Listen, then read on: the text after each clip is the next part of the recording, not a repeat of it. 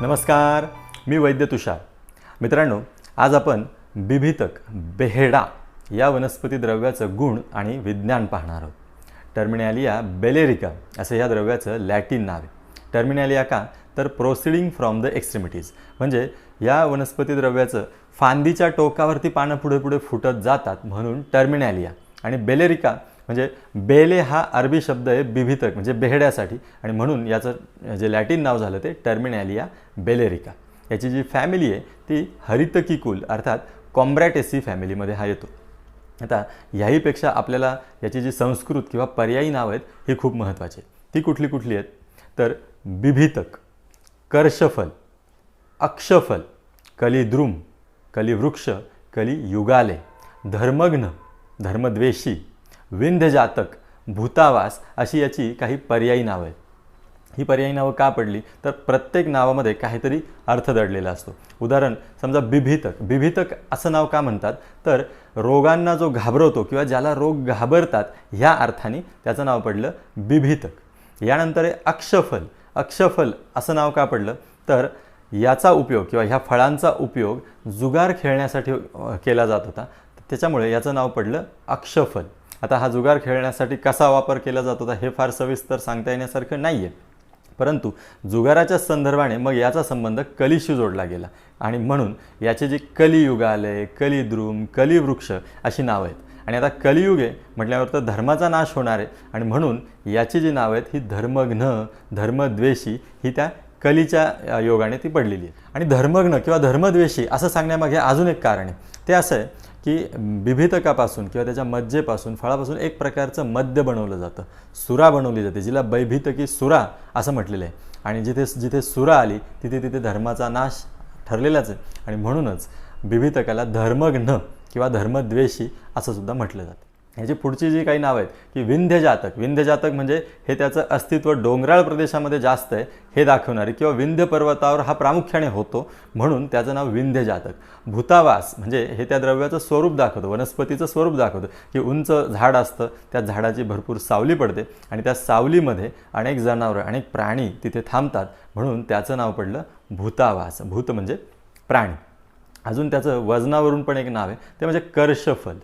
कर्षफल म्हणजे काय की याच्या फळाचं वजन सर्वसाधारणपणे 1 तोळ्याच्या आसपास असतं, आणि 1 तोळा म्हणजे 1 कर्ष, आणि म्हणून याचं नाव पडलं कर्षफल. तर अशी ही पर्यायी नावं आहेत. पर्यायी नावांचा जर तुम्ही अर्थ लक्षात ठेवला तर ती पर्यायी नावं लक्षात ठेवणं फारसं अवघड जाणार नाही, आणि शिवाय ती पुढं तुमच्या प्रॅक्टिसच्या दृष्टिकोनातून महत्त्वाचे असतात की एखाद्या द्रव्याला अमुक एक पर्यायी नाव का दिलं आहे तर त्याच्यात बऱ्याच वेळेला त्यातून त्याचं काहीतरी एखादं प्रॉपर्टी किंवा काहीतरी गुणधर्म ते दाखवत असतं. आता पुढं आपण पाहणार आहोत या द्रव्याचं म्हणजे या वनस्पतीचं स्वरूप काय आहे, उत्पत्ती स्थान काय आहे, या द्रव्याचे काही प्रकार पडतात का, आणि प्रयोज्य अंग काय. तर प्रयोज्य अंग अर्थातच फळ आहे, म्हणजे पानं किंवा फुलं यांचा विशेष वापर केलेला कुठे आढळला नाही. फळ आणि फळातली जी बी आहे हे दोन्ही याच्यातलं प्रयोज्य अंग आहे. याचं जे उत्पत्ती स्थान आहे हे डोंगराळ प्रदेशात हा सर्वसाधारणपणे जास्त आढळतो. सबंध भारतात आढळतो, पण विशेषतः डोंगराळ प्रदेशामध्ये याची उत्पत्ती जास्त होताना दिसते, आणि म्हणूनच त्याचं नाव विंध्यजातक असं आपण मगाशी बघितलेलं आहे. आता यानंतर ह्या द्रव्याचं जे स्वरूप म्हणजे वनस्पतीचं जे स्वरूप आहे ते कसं आहे तर आता खरं सांगायचं तर वनस्पती बघितल्यानंतर स्वरूप लक्षात ठेवण्याची गरज नाही, परंतु तरीही ढोबळमानाने थोडंसं लक्षात ठेवायला पाहिजे की 15 ते 30 मीटर उंचीचा वृक्ष असतो, मोठा असतो, त्याची सावली पडते म्हणून त्याला भूतावास असं म्हटलं जातं. पिवळी छोटी अगदी मंजिरी जशी येतात तशी फुलं येतात त्याला. ग्रीष्म ऋतूमध्ये फुलं येतात आणि नंतर त्याची फळं तयार होतात. तिची जी फळं आहेत ती 10 ग्रॅम अंदाजे वजनाची असतात, आणि प्रयोज्य अंग अर्थातच फळ आणि बी आहे. आता याचे काही प्रकार आहेत का, जसे आपण हरितकीचे प्रकार बघितले की हरितकीचे ग्रंथोक्त भावप्रकाशकारांनी 7 प्रकार सांगितले होते आणि व्यवहारात 3 प्रकार दिसतात. तर बिभितकाचे असे ग्रंथोक्त प्रकार नाही आहेत. हां, व्यावहारिकदृष्ट्या छोट्या फळांचा बेहडा आणि मोठ्या फळांचा बेहडा असे प्रकार आपण करू शकतो. तर हा झाला ह्या द्रव्याचा एकंदर परिचय. आता आपल्यासाठी सर्वात महत्त्वाचं आहे याचं रस, वीर्य, विपाक याचा काही प्रभाव आहे का, गण कुठले, गुण कोणते आणि कर्म काय. बिभितकाचा जो रस आहे, बेहड्याचा जो रस आहे तो कशाय रसात्मक आहे आणि याचं वीर्य उष्ण आहे. उष्णवीर्याचं असं हे द्रव्य आहे. विपाक जर बघितला तर हा विपाक मधुर असा होतो. म्हणजे कषाय रस असून सुद्धा मधुर विपाकी आहे. चरकाचार्यांनी असं सांगितलं आहे की कटू तिक्त कषायाणाम विपाकः प्रायुषो कटू. म्हणजे जर रस कटू असेल, तिक्त असेल आणि कषाय असेल तर विपाक हा प्रायशः सर्वसाधारणतः कटूच व्हायला पाहिजे. परंतु इथे मात्र हे थोडंसं विचित्र प्रत्यारब्ध इथे पण दिसतं. जसं हरितकीच्या बाबतीत आपण बघितलं होतं तसं इथे बेहड्याच्या बाबतीतही दिसतं की कषाय रस असून सुद्धा याचा विपाक कटू न होता मधुर होतो. तर लक्षात ठेवण्यासारखी गोष्ट आहे की कषाय रस आहे पण विपाक मात्र कटू न होता तो मधुर विपाकी आहे. उष्णवीर्य आहे हे सांगतानाच भावप्रकाशकार सांगतायत की हा हिमस्पर्श आहे. आता हे कसं हिमस्पर्श, आता उदाहरण द्यायचं झालं तर मिरे उष्णवीर्य आहेत, पण मिऱ्यांचा जर लेप केला तर तो लेपसुद्धा दाह करणार आहे त्वचेचा. याचा अर्थ त्याचा उष्णगुण आपल्याला लेपाने सुद्धा म्हणजे बाह्यतासुद्धा प्रचितीला तो म्हणजे प्रचिती आणून देऊ शकतो. पण बेहड्याच्या बाबतीत जरी तो उष्णवीर्य असला पण जर तुम्ही बेहड्याचा लेप केला तर तिथे दाह न होता उलट तो हिमस्पर्श असल्यामुळे तिथे तुम्हाला शैत्य त्याचं जाणवणार आहे. तर हे सुद्धा लक्षात ठेवण्यासारखे. रस वीर्य विपाक झाला. यानंतर आता प्रभाव काही आहे का ह्या द्रव्याचा, तर ग्रंथोक्त असा कुठलाही प्रभाव इथे दिलेला नाही. जसं हरितकीचा प्रभाव त्रिदोषर दिलेला होता भावप्रकाशकारांनी, तसं ग्रंथोक्त असा कुठलाही प्रभाव दिलेला नाही. ह्याची जी बी आहे त्याच्या बाबतीत असं सांगितलं आहे की ही मदकृत आहे. म्हणजे बीचा जो मगज आहे हा जर अतिप्रमाणात खाण्यात आला तर मदकृत असं कार्य होताना दिसतं. गणांच्या बाबतीत जर तुम्ही बघितलं तर त्रिफळ्यामध्ये बेहड्याचा समावेश होतो आणि म्हणून त्रिफळ्याचा समावेश ज्वरहर गणात आहे, म्हणून बिभितकसुद्धा ज्वरहर गणात आहे, विरेचनोपक गणात आहे आणि सुश्रुताचार्यांनी त्याचा समावेश मुस्तादी गणातसुद्धा केलेला आहे. आता याची जी कर्म आहेत तर दोषघ्न कर्म कसं कसं करतो बेहडा बिभितक, तर कफ पित्त शामक आहे असं भावप्रकाशकार म्हणतात. म्हणजे तो कषाय रसात्मक आहे, वीर्य उष्ण आहे, वृक्ष गुणाचा आहे, म्हणून तो कफ शामक आहे हे नक्कीच. पित्तशामकत्व त्याचं कषाय रसामुळे. मग आता उष्णवीर्यामुळे तो वातशामक कसा होत नाही, याचं उत्तर असं की त्याचं जे उष्णवीर्य आहे ह्याच्याहीपेक्षा त्याचा जो गुण आहे वृक्ष, हा वृक्ष गुण जास्त प्रचितीला येतो आणि त्याच्यामुळे तो वातघ्न ठरत नाही. बेहड्याचं जे फळ आहे हे कफ पित्त शामक होतं. पण बेहड्याची जी मज्जा आहे ती मात्र म्हणजे बीच्या आतला जो मगज आहे ती मात्र वातशामक आहे, कारण ती स्निग्ध गुणाची आहे. आता याच्यामध्ये बेहडा असं द्रव्य उच्चारल्याबरोबर 5 याची कर्म नक्कीच आठवली पाहिजेत. म्हणजे ही कर्म म्हणजे याचे उपयोगसुद्धा आहेत. तर ते कुठले, तर बेहडा हा अत्यंत चक्षुष्य आहे, बेहडा हा उत्तम प्रतीचा केश्य आहे, बेहडा हा स्वरकृत आहे आणि बेहडा हा कासघ्न आणि श्वासघ्न आहे. तर बेहडा हे नाव उच्चारल्याबरोबर ही त्याची 5 क्वालिटीज किंवा ह्या त्याच्या 5 प्रॉपर्टीज, ही त्याचे 5 कर्म आठवलेच पाहिजे. कुठले कुठले, परत चक्षुष्य, स्वरकृत, केश्य, कासघ्न आणि श्वासघ्न. म्हणजे बेहडा म्हटलं की हे आठवलंच पाहिजे. आता याचे बाह्यप्रयोग आणि अभ्यंतर प्रयोग आपल्याला बघायचे.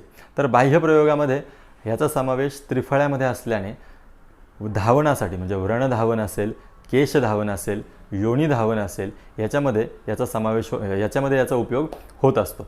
तसंच याचं जे तेल आहे हे अत्यंत केश्य आहे, त्यामुळे ह्या तेलाचा उपयोगसुद्धा लोकली आपण केसांना करू शकतो. अभ्यंतर प्रयोगामध्ये जर बघायचं झालं तर हा प्रामुख्याने प्राणवह स्रोतसावरती काम करतो, अन्नवह स्रोतसावरती काम करतो, रक्तवह स्रोतसावरती काम. आता खरं सांगायचं तर हे असं स्रोतस वाईज जे आपण म्हणतोय ना, हे स्रोतस वाईज असं बेहडा काम करतो, हरितकी असं काम करते, आवळा असं काम करतो, असं ग्रंथकारांनी म्हणजे निघंटुकारांनी कुठेही दिलेलं नाही आहे.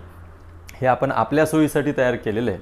खरं तर याची म्हणजे जर आपण निघंटूंचाच व्यवस्थित अभ्यास केला तर हे असं स्रोतसांवाईज एकदा तुम्हाला रस, वीर्य, विपाक, त्याचा प्रभाव आणि कर्म काय आहेत, गुण काय आहेत हे कळालं तर तुम्ही तुमच्या कॉमन सेन्सनी सुद्धा तिथे सांगू शकता की अन्नवह स्रोतसावरती हा कसा काम करतो. समजा भेदन हे कर्म तुम्हाला कळालं तर तुम्हाला अन्नवह स्रोतसावरती तो कसा काम करतो हे लगेच समजून जाईल.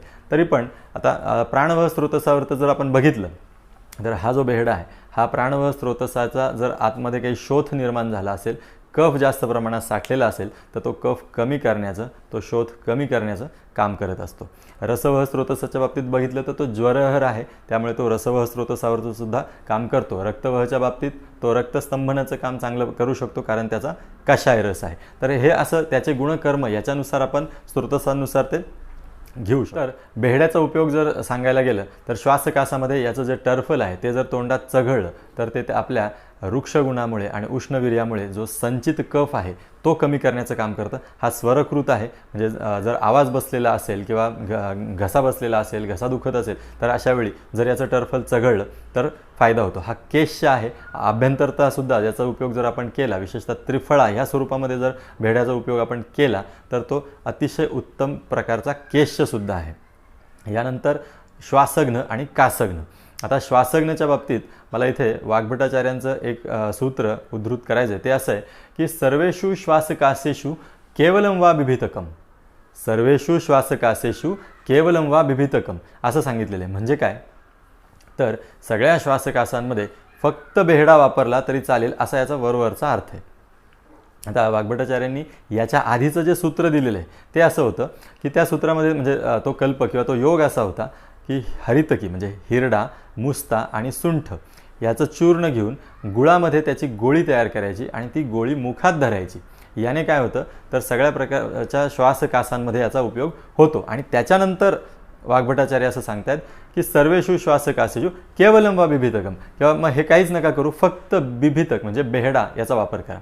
तर आता प्रॅक्टिकली जर आपण बघितलं म्हणजे क्लिनिकमध्ये सुद्धा कासाचे रुग्ण बरेच येतात, श्वासाचेही रुग्ण असतात, आणि त्यांना फक्त जर बेहडा दिला तर असं आढळतं की सगळ्यांचे कास किंवा सगळ्यांचा श्वास फक्त बेहड्याने बरा होत नाही. आता हे असं का होताना दिसतं? आपलंच काही चुकतं आहे का, की अर्थ काढताना काही चूक होती आहे? तर माझ्या मते असं आहे की केवळ बेहडा सगळ्या श्वासकासात चालतो असं म्हणण्यापेक्षा सगळ्या श्वासकासांमध्ये केवळ बेहडाच असा आहे जो चालू शकतो असा अर्थ त्याचा घ्यायला पाहिजे. मी अजून स्पष्ट करतो. समजा पिंपळी आहे, पिंपळीसुद्धा श्वासकासावरती चालते, पण पिंपळी ही उष्ण आहे, तीक्ष्ण आहे. तर अशी कदाचित काही अवस्था असेल की जिथं पित्ताचा उष्ण तीक्ष्ण गुण वाढलेला असेल आणि त्यामुळे कासश्वास जर निर्माण होत असेल तर तिथे कदाचित पिंपळी वापरायला मर्यादा येईल किंवा पिंपळीबरोबर अन्य द्रव्य वापरावं लागेल तिचा उष्ण तीक्ष्ण गुण कमी करण्यासाठी किंवा तिथलं शरीरातली जी संप्राप्ती झालेली आहे ती भंग करण्यासाठी.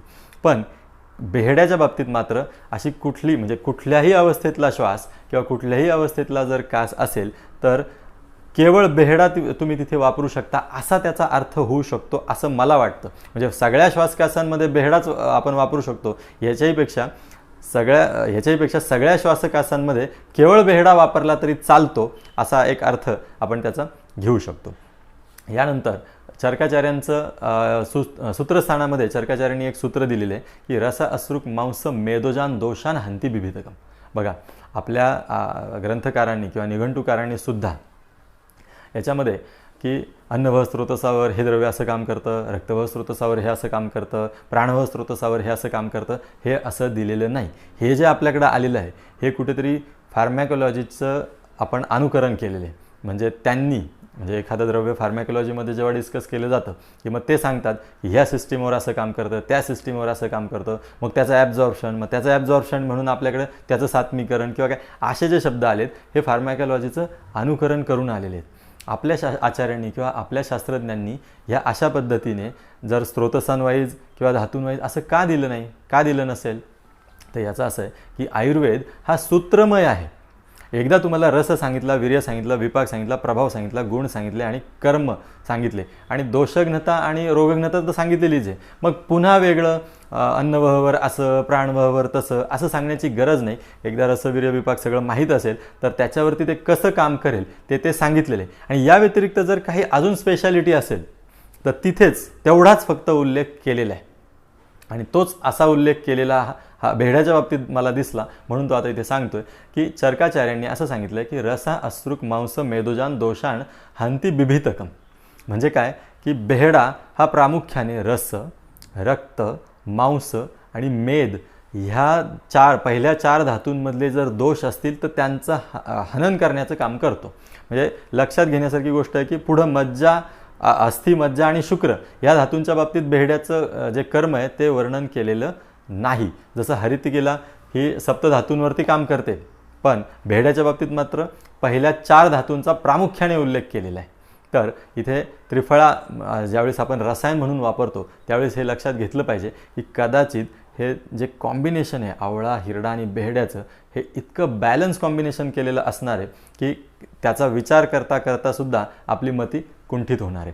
तर बेहड्याच्या बाबतीत लक्षात ठेवा की हा पहिल्या 4 धातूंमध्ये जर कुठे कधी दोष असतील, आणि अगदी प्रॅक्टिसच्या दृष्टिकोनातून सुद्धा लक्षात ठेवा की रसामध्ये, रक्तामध्ये, मांसामध्ये आणि मेदामध्ये जर दोष आहेत असं जर तुमचं डायग्नोसिस झालं तर बेहड्याचा विचार तुम्ही प्राधान्याने केला पाहिजे. कारण बेहडा तिथले दोष हनन करण्याचं, हंती म्हटलेले तिथले दोष काढून टाकण्याचं काम करतो असं साक्षात चरकाचार्यांनी सूत्रस्थानात सांगितलं. असो, तर आता इथे थांबण्यापूर्वी बिभितक कुठल्या कुठल्या कल्पांमध्ये वापरला जातो ते एकदा जाता जाता सांगतो. लवंगादिवटी आहे, फलत्रिकादी काढा आहे, त्रिफळा चूर्ण, त्रिफळा घृत, त्रिफळा गुग्गुळ, नवायस लोह अशा कल्पांमध्ये बेहडा बिभितक वापरला जातो. जिथे जिथे त्रिफळा आहे तिथे तिथे बिभितक असणारच आहे. आणि त्रिफळा हा आपल्या आयुर्वेदातल्या अनेक कल्पांमध्ये वापरला जातो. त्यामुळे बिभितकाचे कल्प लक्षात ठेवणं हे तसं फारसं काही अवघड नाही आहे.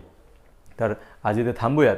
हरितकी झालेली आहे, बेहडा झालेला आहे, हे त्रिफळ्यातले 2 शिलेदार सांगून झालेले आहेत. आमलकीच्या निमित्ताने पुन्हा भेट होणारच आहे. धन्यवाद.